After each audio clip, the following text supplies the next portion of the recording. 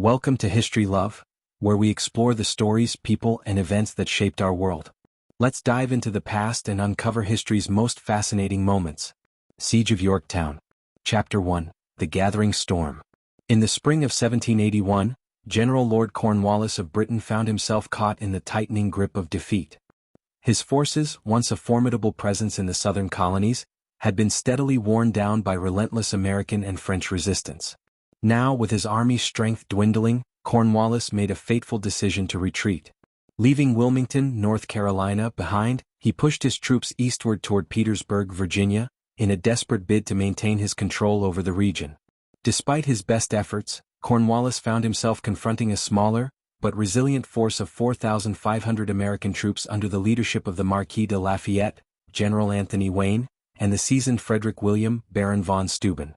The British general knew he needed to secure his lines of communication with New York and the larger British army there, commanded by General Henry Clinton. His path forward led him through Virginia, from Richmond to Williamsburg, and finally to the strategic coastal town of Yorktown. There, Cornwallis would make his final stand. Chapter 2. The Allied Response. News of Cornwallis's movements reached General George Washington in New York. He knew that the moment for a decisive strike had come.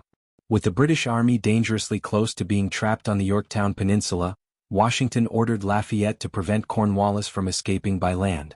Meanwhile, in New York, the American commander received reinforcements, 4,000 French troops under the command of the Comte de Rochambeau. Together, the Franco-American forces prepared for a bold march southward.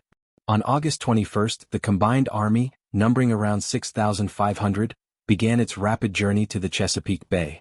As they moved, a powerful French fleet of 24 ships under the Comte de Grasse sailed from the West Indies, securing control of the sea and cutting Cornwallis off from any hope of escape or rescue. The stage was set for a siege that would forever change the course of history. Chapter 3. The Siege of Yorktown. Arriving in Williamsburg, Virginia, Washington's army linked up with Lafayette's forces and began the Siege of Yorktown. For weeks, the Franco-American forces relentlessly hammered Cornwallis's defenses. British forces, still holding strong in their fortified positions, waited for a savior, reinforcements from the British Navy. But in a tragic twist of fate, Cornwallis's hopes were dashed. A British fleet under Admiral Thomas Graves, though brave, was no match for the superior French naval forces at the Battle of Virginia Capes. Unable to break the blockade, Graves retreated, leaving Cornwallis trapped without a way out. By early October, Washington's combined forces, now 14,000 strong, continued to tighten the noose around the British position. The constant bombardment, combined with a lack of food and supplies, broke the spirit of Cornwallis's men. The once proud British army, surrounded and outgunned, was on the verge of collapse. Chapter 4. The Surrender. On October 17, a British rescue fleet set sail, its hope waning with every passing hour. The fleet, too small to succeed, arrived too late to save Cornwallis. With no other options, Cornwallis's fate was sealed. Surrounded by the victorious Franco-American army, the British general had no choice but to surrender. On October 19, 1781, Cornwallis, too ill or too humiliated to take part personally, sent Brigadier General Charles O'Hara to formally surrender his entire army. Over 8,000 British soldiers, along with 240 guns, were taken prisoner.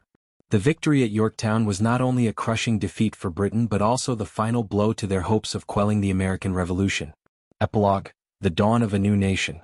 With Cornwallis's surrender, the fighting in the American Revolution came to a halt. The American cause, once on the brink of failure, was now assured of victory. As news of the surrender spread, the world would soon witness the birth of a new nation, one that would forever change the course of history. The Siege of Yorktown marked the end of an era, but it also heralded the beginning of a new chapter for the United States of America. Thanks for joining us on this journey through history. If you love this story, don't forget to like, comment, and subscribe to History Love. Together, let's keep the love for history alive. See you in the next chapter.